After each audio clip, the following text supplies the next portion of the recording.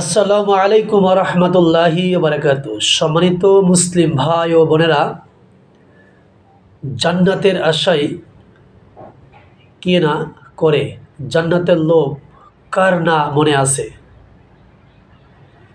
মানুষ নামাজ, রোজা, হজ, যাকাত সব কিছু করে একমাত্র জান্নাতের আশায়। কত কষ্ট করে মানুষ আমল করে জান্নাতের আশায়, দান খয়রাত করে, সদকা করে জান্নাতের লোভে।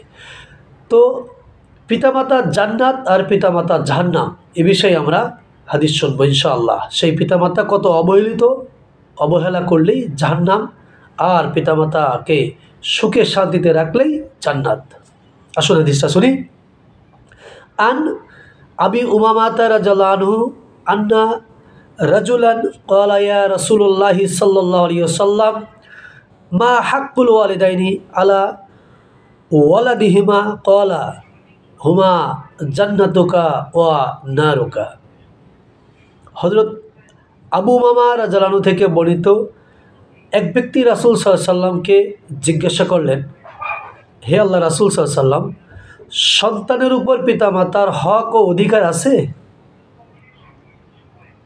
রাসূল সাল্লাল্লাহু আলাইহি ওয়াসাল্লাম বললেন, তারা তোমার ক্বালা হুমা জান্নাতুকা, তারা তোমার জান্নাত, ও নারুকা, আর তারা তোমার জাহান্নাম।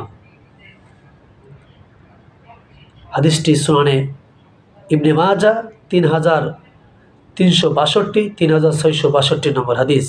তাহলে আমরা বুঝতে পারলাম এই হাদিস থেকে, যার পিতামাতা উভয় আছে অথবা একজন আছে, তাদেরকে খেদমত করতে পারলে সে জান্নাত পৃথিবী থেকে কিনে নিল, আর যে খেদমত না করলো সে জাহান্নামে চলে গেল। যতই যে যাই আমল করুক না কেন, পিতামাতার বদদোয়ায় সে ধ্বংস হয়ে যাবে।